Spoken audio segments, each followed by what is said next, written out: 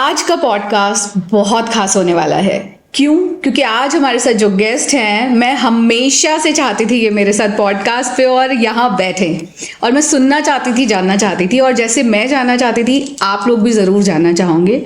कौन है ये गेस्ट? इनका नाम है अंजू दीक्षित और पिछले 16 साल से फाइनेंशियल इंडस्ट्री का हिस्सा हैं। ये कोच करती हैं, ये ट्रेन करती हैं, ये एजुकेट करती हैं उन एडवाइजर्स को जो इस इंडस्ट्री में आए। एक ऐसी इंडस्ट्री जो कभी जब इन्होंने शुरुआत की थी तब मेल डोमिनेटिंग थी, लेकिन आज बहुत सारी फीमेल्स इस इंडस्ट्री का हिस्सा है। तो अब ज़्यादा टाइम ना लेते हुए मैं चाहूँगी हम उनसे मिले and she is Anju Dixit.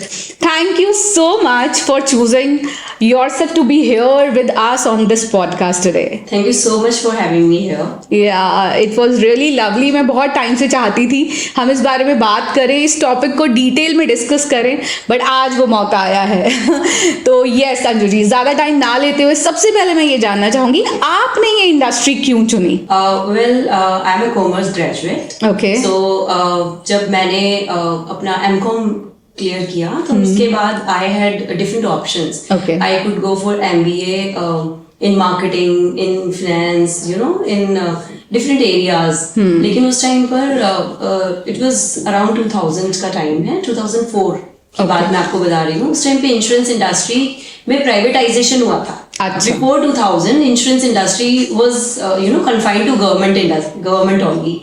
So privatization के बाद हमारे पास बहुत स्कोप था कि इस इंडस्ट्री में आया जाए। तो मैंने अपनी जो आगे की पढ़ाई है इंश्योरेंस एंड रिस्क मैनेजमेंट में किया। मैंने पोस्ट ग्रेजुएशन एंड उसी में फिर करियर अपना बिल्ड किया। ओके, तो this is how you enter into this. ठीक है, फाइनेंशियल मतलब सुनने में बड़ा अच्छा लगता है, पैसा सबको बहुत अट्रैक्ट करता है, लेकिन हम डरते नहीं हैं इस इंडस्ट्री से। ऐसा नहीं लगता? बहुत लोग मतलब बात करते हुए लोग घबराते हैं, इस ये क्यों हम ये प्रोडक्ट्स में इन्वेस्ट करें या हम इनसे जुड़े।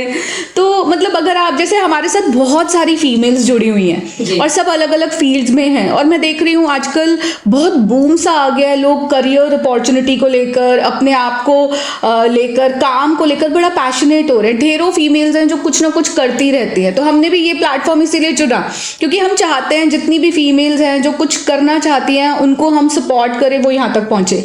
लेकिन एक ये प्रोडक्ट ऐसा है जिसके बारे में बात करो तो लोग सोचते हैं अभी नहीं कल, अभी नहीं कल। आपको लगता है ऐसा? Yes, बिल्कुल लगता है। And see Anuradha ji, there is a specific reason behind this.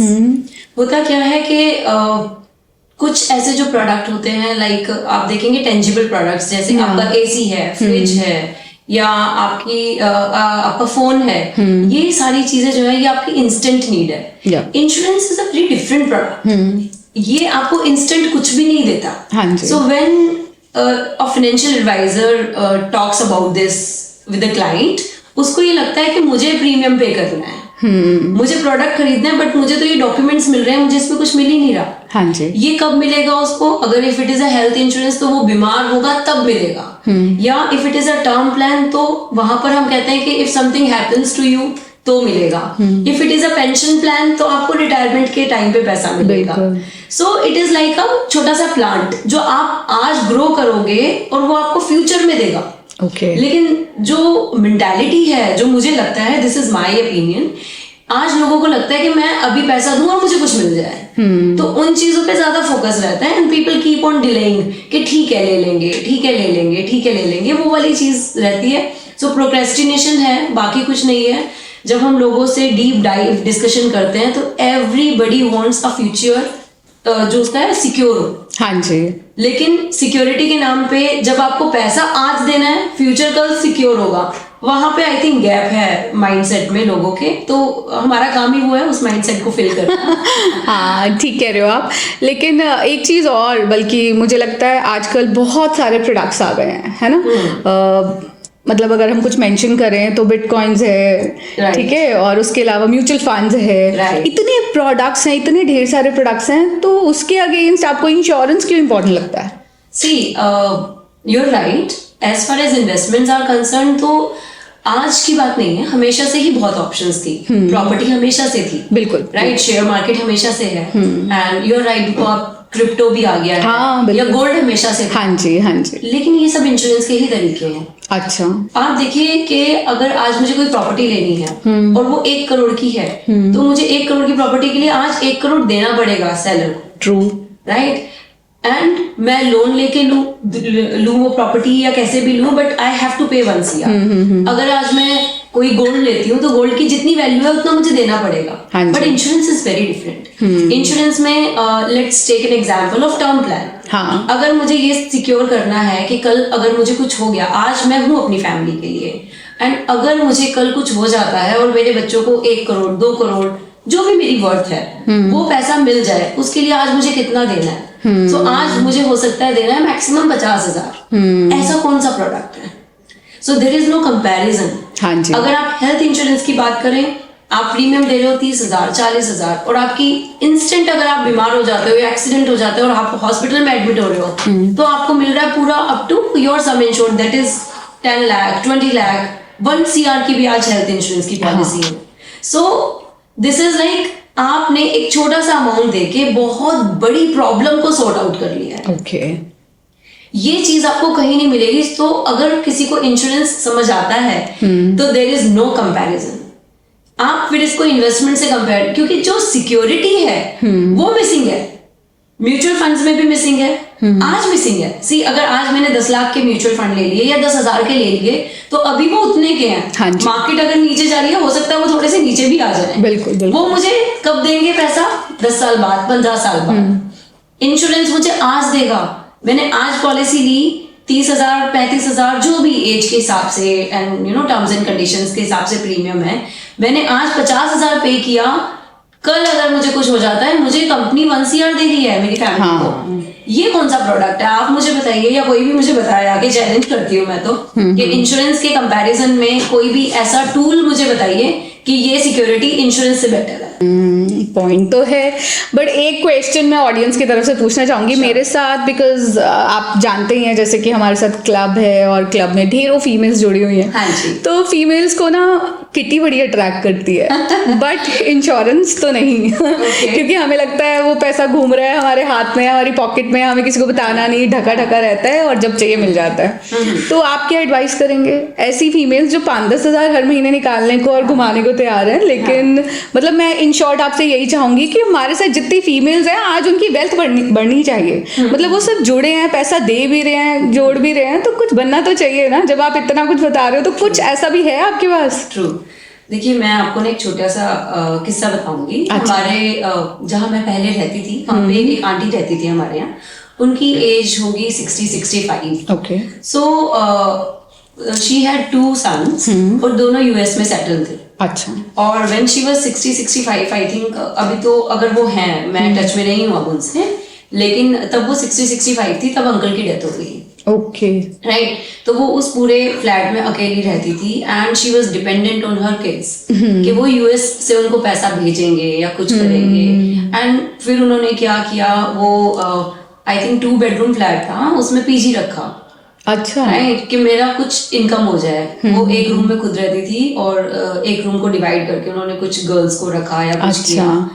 तो देखिए, हर फीमेल की लाइफ आगे जाके कैसी होगी उस फीमेल को भी नहीं पता, मुझे भी नहीं पता। बिल्कुल। ठीक है, we have families, we have people जिन पे हम डिपेंडेंट है या जो हम पे डिपेंडेंट है। आज की डेट में व्हेन यू आर यंग, चाहे आप वर्किंग हैं या नॉन वर्किंग हैं, आप आज जो कमा रहे हैं वो आपने आज के लिए रखा है, लेकिन व्हाट अबाउट टुमारो?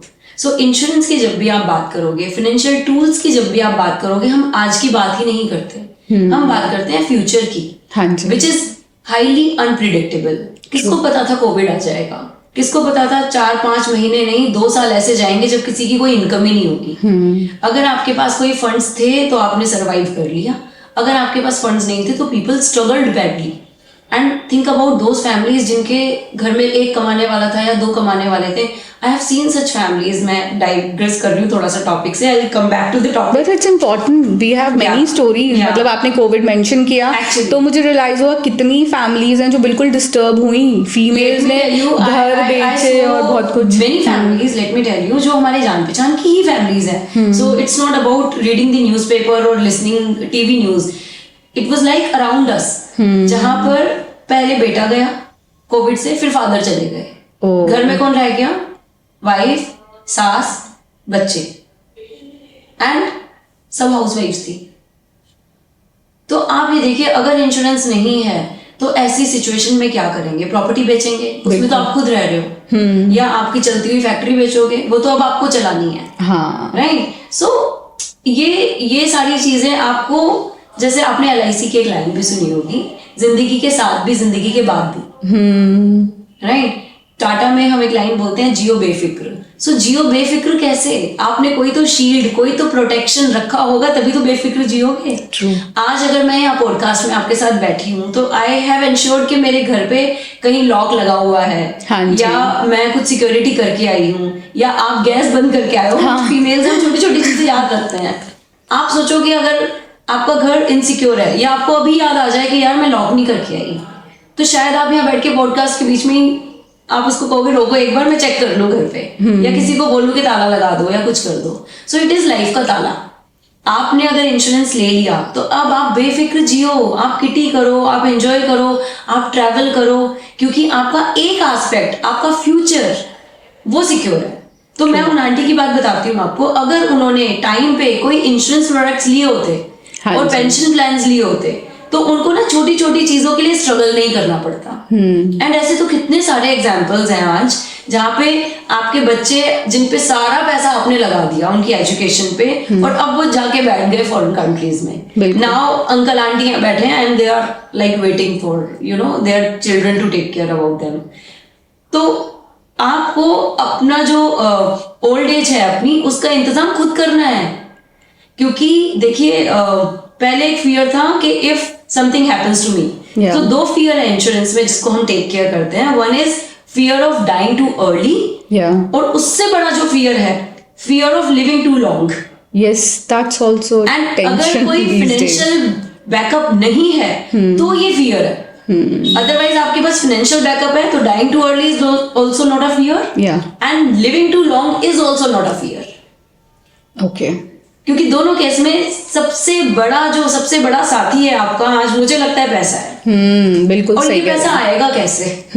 आप अपनी इनकम से तो थोड़ा थोड़ा ही बचा सकते हो ना. हाँ. उस थोड़े थोड़े पैसे को मल्टीप्लाई करना इज इंश्योरेंस. तो आप एक चीज बताओ, अगर हम इसे सम अप करें कि इतने सारे तो प्रोडक्ट्स हैं, क्या लें क्या ना लें. अगर हम एडवाइजर के पास बैठे, वो तो उन्हें तो लगता है सब कुछ खरीद लो, ये भी ले लो, वो भी ले लो. तो थोड़ा सा ईज बताओ कि एक दो ऐसी चीजें जो हर किसी के पास जरूर होनी चाहिए, जिसके लिए सोचना, प्लान करना, बजट करना, सब चीजें आसान हो. देखिए, यहाँ पर आता है लाइफ स्टेज. Okay. तो आपने जैसे मेरा इंट्रोडक्शन भी दिया कि हम एडवाइजर्स को ट्रेन करते हैं. हाँ. एक तो ये इंडस्ट्री एडवाइजर्स डोमिनेटिंग इंडस्ट्री है. बिल्कुल. क्योंकि see this is an intangible product. आप इसको देख नहीं सकते ये है क्या. सो आपको कोई समझाएगा, आपको कोई बताएगा, आपको उसके ऊपर ट्रस्ट करना पड़ेगा. Very true. सो हमारी ये ड्यूटी है बीइंग अ ट्रेनर और कोच, कि जितने भी फाइनेंशियल एडवाइजर्स हैं वो सही सलाह दें. हाँ जी. अब यहाँ पर लाइफ स्टेज की बात आती है, तो सबसे पहले तो आपको सिक्योर करना है, एक शील्ड होनी चाहिए. नंबर 1, आपके पास हेल्थ इंश्योरेंस जरूर होना चाहिए. ओके. राइट. क्योंकि अगर हेल्थ इंश्योरेंस नहीं है और आपने सेविंग्स किया, आपने बिटकॉइन मेंशन किया, आपने किटी मेंशन किया, आपने मार्केट मेंशन की, आपने मान लीजिए 10 लाख 15 लाख बचा भी लिया. हाँ जी. आई एम टेलिंग यू, एक बार बीमार हुए तो आप ये तो नहीं कहोगे यार इलाज ना होए, मैं तो अपनी सेविंग नहीं दूंगी. ना, बिल्कुल. वो सारा पैसा बीमारी में जा सकता है. हाँ जी. So एक बीमारी can create financial crunch in the family. Yeah. So you have to ensure कि एक sufficient amount of health insurance जरूर होना चाहिए. अच्छा. राइट. आज की डेट में, और हेल्थ इंश्योरेंस आज की डेट में अगर 10 लाख लगता है आपको सफिशिएंट है, तो आप आज के लिए नहीं ले रहे हो. आप जब तक हो तब तक के लिए ले रहे हो.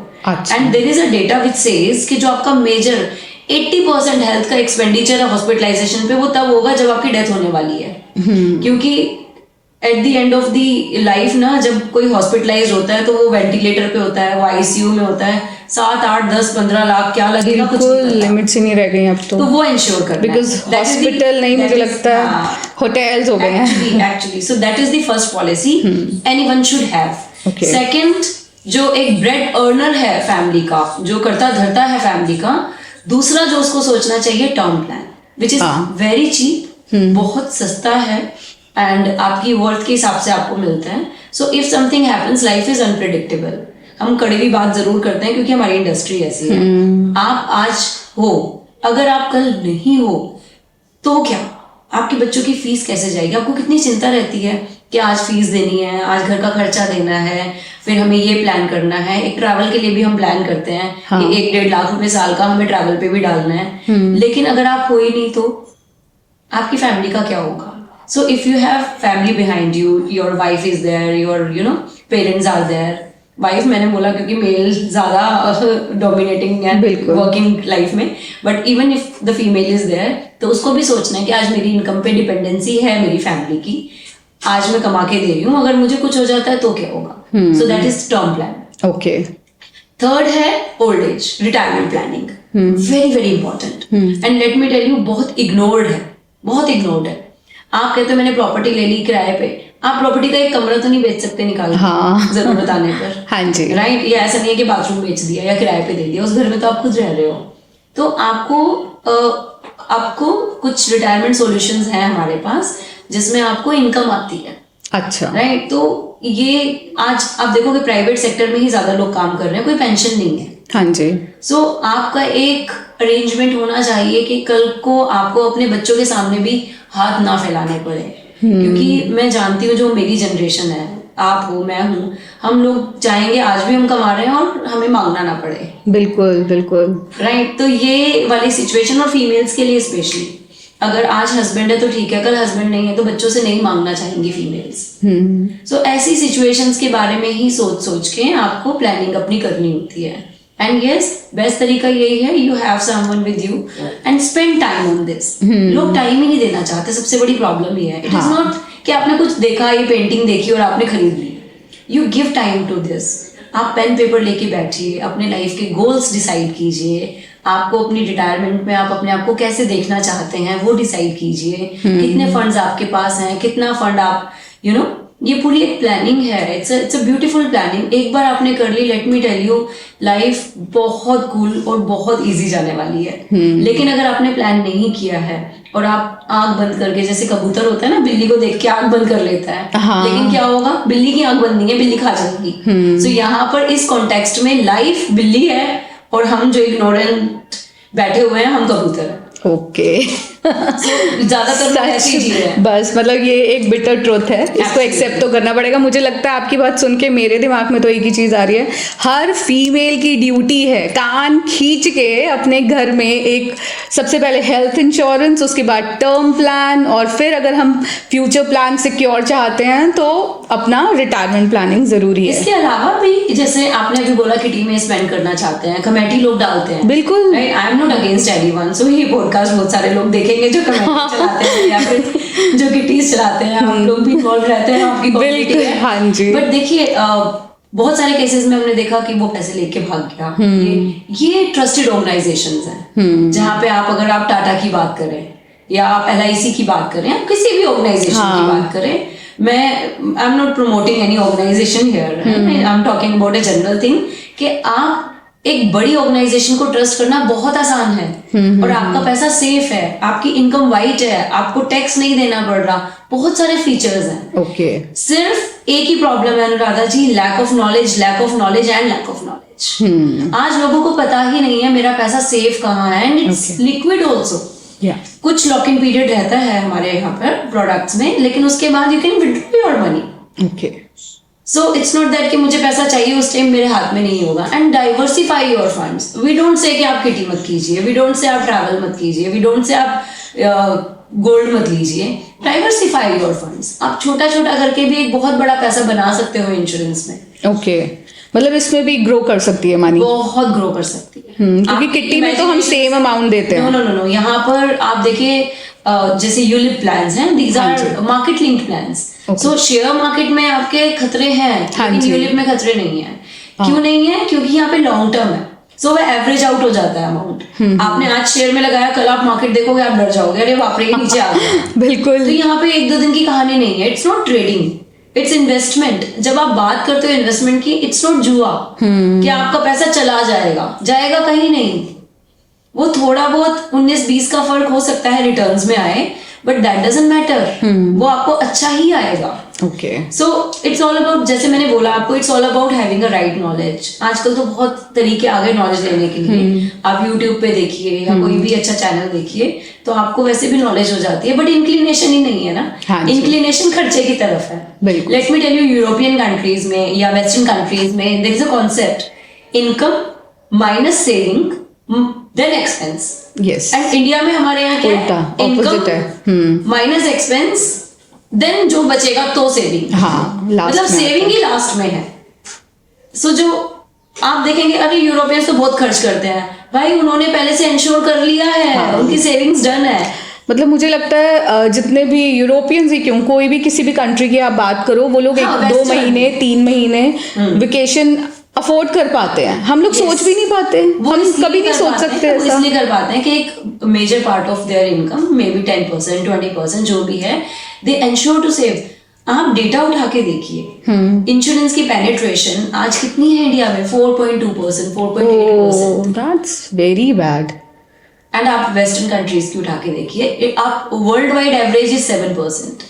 हम बहुत, वी आर वे बिहाइंड। सो कहाँ से हम लोग एंजॉय करेंगे? तो क्या इसमें अपॉर्चुनिटी भी है?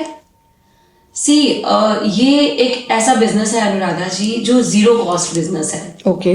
आपको आज बुटीक खोलना है, या आपको आज पार्लर खोलना है, या आप कोई भी बिजनेस अगर शुरू करना है, तो you need an investment. Yes, true. यहाँ पे you just need a minimum fee of 700-800 rupees. IRDA का एक गवर्नमेंट एग्जाम आपको क्लियर करना होता है, एंड क्वालिफिकेशन गवर्नमेंट ने बहुत मिनिमम रखी है, विच इज 12th। अच्छा। So anybody who is 12th passed can give this exam and can start with us, okay. right? ये किसी को भी क्यों ज्वाइन करना चाहिए, मेल और फीमेल। आप कुछ और काम करते हुए भी you can become a financial consultant. अच्छा। It's a freelancing job. आपने ट्रेनिंग लेनी है, अपने आप को अपग्रेड करना है, अपडेटेड रहना है, and then it's a noble cause.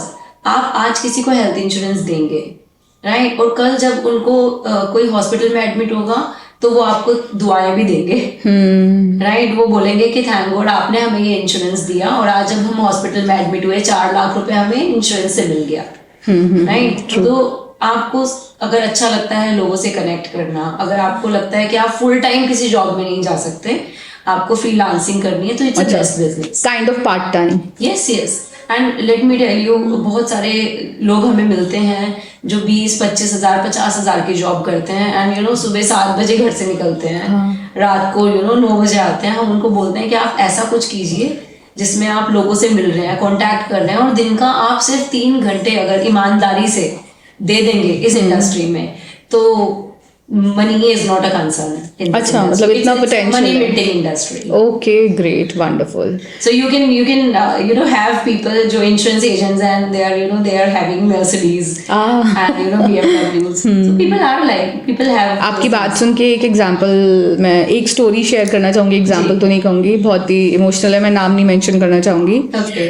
मेरे एक नोन है, उनके हस्बैंड हॉस्पिटलाइज थे, तो उनके पास उनके रिलेटिव्स का कॉल आ रहा था, तो कोई हालचाल पूछ रहा था, कोई आने के लिए पूछ रहा था, और कोई ये पूछ रहा था इंश्योरेंस है। Okay. तो वो आने से पहले चेक कर रहे थे कहीं हम जाएं और पता चले हस्बैंड हॉस्पिटलाइज और पैसों की डिमांड हो। हाँ। तो लोग आने से भी कतरा रहे थे। कतराते हैं, मतलब हम तो रोज ही देखते हैं ये सब चीजें। आपको अगर आप बीमार हो तो आपको कोई पैसा नहीं देने वाला, क्योंकि ये पता है कि भाई इसको कुछ हो गया तो ये पैसा वापस नहीं डूबेगा। आएगा। आपको शादी के लिए या किसी आप बैंक्स को भी देखिए ना, वो आपको जब लोन देते हैं तो सबसे पहले आपकी इनकम देखते हैं कि आप लोन चुकाने के लायक भी हो या नहीं। हाँ जी। तो बीमारी में कौन पैसा देगा? और दूसरी बात है, आप जिससे मांग रहे हो वो भी हैंड टू माउथ है, हाँ, तो आप किसी से क्या ही उम्मीद करोगे? बिल्कुल। तो देखिए, ये जो कॉन्सेप्ट है इंश्योरेंस का, ये आज का नहीं है। अगर आप इंश्योरेंस की बुक्स भी पढ़ेंगे तो हिंदू अनडिवाइडेड फैमिलीज जो होती थी, हाँ जी, 4 बेटे हैं फैमिली में, एक करता है जो फादर है, तो फादर को चारों बेटे थोड़ा थोड़ा पैसा देंगे, वो एक फंड बना के रखते थे। अब किसी बेटे के घर में कोई जरूरत आ गई, उस पैसे में से जाता था। हाँ जी, this is what the insurance is. आज ये काम इंश्योरेंस कंपनी कर रही है। सो जितने ज्यादा लोग इंश्योरेंस के परव्यू में आएंगे, जितने ज्यादा लोग कवर होंगे, उतना ज्यादा ये फायदा ही होगा देश को भी, हमारे जीडीपी को भी एंड लोगों को भी। Yes. आप एक अच्छा ट्रीटमेंट ले पाएंगे, आप अच्छे हॉस्पिटल्स में जा पाएंगे, फैमिलीज जो हैं वो सड़क पे नहीं आएंगी अगर टर्म प्लान नहीं है, क्योंकि कोविड में बहुत देखा। हाँ, एक्चुअली हमेशा से ही देखते थे, लेकिन कोविड में एक साथ इतना सब देखा ना कि फैमिली में जो कमाने वाले हैं वो चले गए। उसके बाद बल्कि उसके बाद इस इंडस्ट्री की बात भी ज्यादा होनी शुरू हो गई, लोगों ने अवेयरनेस दिखानी शुरू करी। आप ये देखिए, मोस्ट सर्च्ड वर्ड था कोविड में टर्म प्लान। ओके, गूगल पे लोगों ने रिन्यूअल्स भी बहुत कराए, सुना मैं। बहुत कराए, अच्छा, बहुत कराए। और मतलब इससे पहले ऐसा नहीं होता था कि लोग सर्च कर रहे हैं टर्म प्लान के लिए, लेकिन कोविड के बाद से लोग सर्च करने लगे, ढूंढने लगे। आज लोग हमारे पास आते हैं। बस एक प्रॉब्लम इस इंडस्ट्री में, लोग जब भुगत लेते हैं ना, जब कोई बीमारी आ जाती है, तभी कोई प्रॉब्लम आ जाती है, तब उनको लगता है इंश्योरेंस ले लें।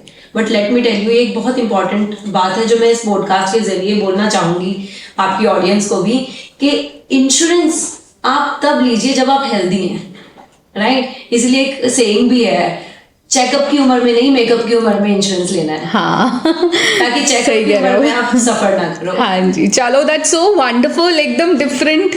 मतलब मैं जो सोचती थी, आज मेरी भी सोच बदली बहुत कुछ। मुझे लगता है हमारी ऑडियंस के लिए एक अच्छी नॉलेज भी रहेगी। तो yes, we have Anju Dikshit with us, और इट्स सो ब्यूटीफुल। इतने सारी स्टोरीज भी हमने कवर करी, और कितने सारे अच्छे पॉइंट्स, और साथ ही साथ एक अच्छी अपॉर्चुनिटी भी।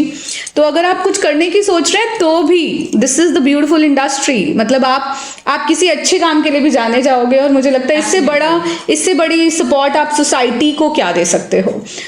एक और चीज इसमें ऐड करना चाहूंगी कि जैसे फीमेल्स की स्पेशली आपकी कम्युनिटी, क्योंकि फीमेल कम्युनिटी है, फीमेल्स, मैं काफी फीमेल्स से जब बात करती हूँ तो उनको बोलती हूँ कि अभी आप क्या करते हो, आपके हस्बैंड रात को आते हैं, आप लिस्ट बना के तैयार होते हो, ये फीस भरनी है, ये खर्चा करना है, ये घर का सामान मंगाना है। तो आपके हस्बैंड भी पक जाते हैं, क्योंकि every time you are talking about खर्चा। लेकिन जब आप इस इंडस्ट्री में आ जाते हो, आप कहते हो यहाँ से मेरा पे आउट आना है, यहाँ से मेरा इंसेंटिव आना है, यहाँ से मेरा पैसा आना है, तो आपके हस्बैंड को भी अच्छा लगना शुरू हो जाता है। और कमा रहे हो तो रख भी तो सकते हो, हर एक चीज बतानी जरूरी है। आई मीन आपका माइंडसेट चेंज हो गया। हाँ, आप कॉस्ट सेंटर थे, आप रेवेन्यू सेंटर बन गए। बिल्कुल, अल्टीमेटली तो देखो फैमिली और बच्चों का ही ध्यान आएगा, लेकिन आपके पास फंड्स तो होने ही चाहिए।